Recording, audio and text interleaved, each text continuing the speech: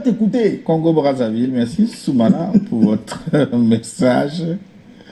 Bonjour la famille du Forum Dominical, toutes mes civilités. Salutations fraternelles depuis le Mexique.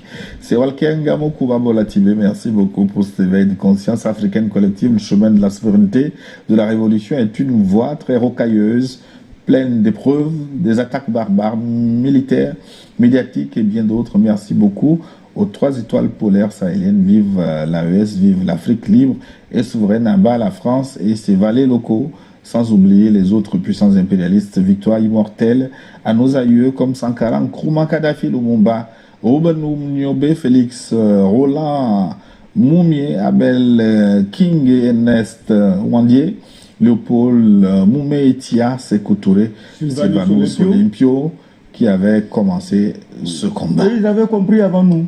C'est ça. Voilà. Paul Tapsoba, depuis le pays des hommes intègres.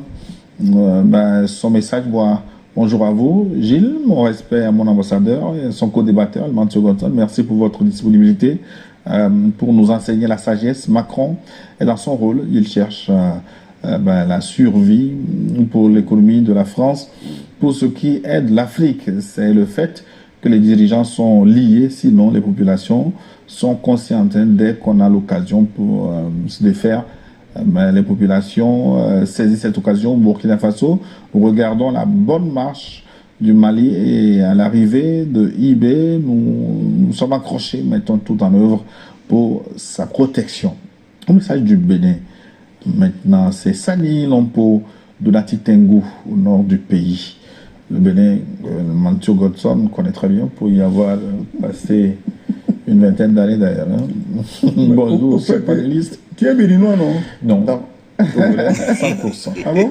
Bonjour, cher. Je prends un petit grand élément de valeur pour donner à quelqu'un d'autre. Je préfère donc te célébrer chez moi. Bonjour, cher panéliste, mais il est revenu au bercail depuis belle lurette. Merci pour vos analyses et les éclairages que vous apportez sur l'actualité internationale concernant la visite du président Emmanuel Macron au Kenya. Plusieurs attitudes ont suscité de vives critiques. Il a interrompu un panel à Nairobi pour demander le silence au public, un geste perçu comme paternaliste. Son ton et son attitude ont rappelé une certaine arrogance héritée du passé colonial français. À mon avis, ces comportements sont regrettables et peu respectueux dans un contexte où les relations entre l'Afrique et ses partenaires internationaux évoluent. Il est essentiel d'adopter une posture d'humilité, d'écoute et de respect mutuel. Pour ma part, je considère que cette attitude est une véritable honte. Sani Lompo de